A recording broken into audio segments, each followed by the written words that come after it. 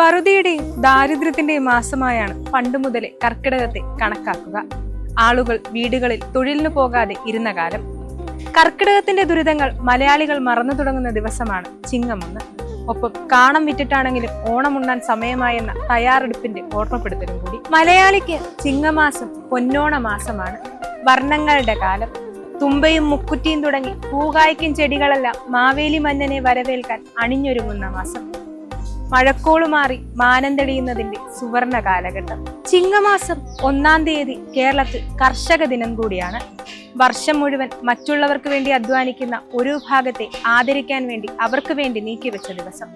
അതുകൊണ്ട് തന്നെ ഇന്നേ ദിവസം കേരളക്കര ഒട്ടാകെ കർഷകരെ ആദരിക്കുകയും അവരോടുള്ള നാടിന്റെ കടപ്പാട് അറിയിക്കുകയും ചെയ്യുന്നു. പുതുതലമുറയ്ക്ക് കാർഷിക അവബോധം സൃഷ്ടിക്കുന്നതിന് ഈ ദിനാചരണം ഏറെ ഉപകാരപ്രദമാണ്. പാടത്ത് വിളഞ്ഞ പൊൻകതിർ വീട്ടിലെത്തിച്ച് അറകളും പത്തായങ്ങളും നിറയ്ക്കുന്ന സമ്പന്നതയുടെ മാസം. കർഷക ദിനാഘോഷത്തിന് നാടെങ്ങും ഒരുക്കമായി കഴിഞ്ഞു. പ്രസന്നമായ കാലാവസ്ഥയാണ് ചിങ്ങമാസത്തിലെ മറ്റൊരു പ്രധാന വിശേഷം. ചിങ്ങമാസത്തിൽ പ്രാധാന്യം മുറ്റത്തെ ഊഞ്ഞാലും പൂക്കളവുമായി എത്തുന്ന ഓണക്കാലമാണ്. ചിങ്ങം പിറന്നാൽ പിന്നെ നാടാകെ പൂക്കൾ കൊണ്ട് നിറയും. പ്രതീക്ഷയുടെ മുകളിലാണ് എല്ലാവരുടെയും ജീവിതം.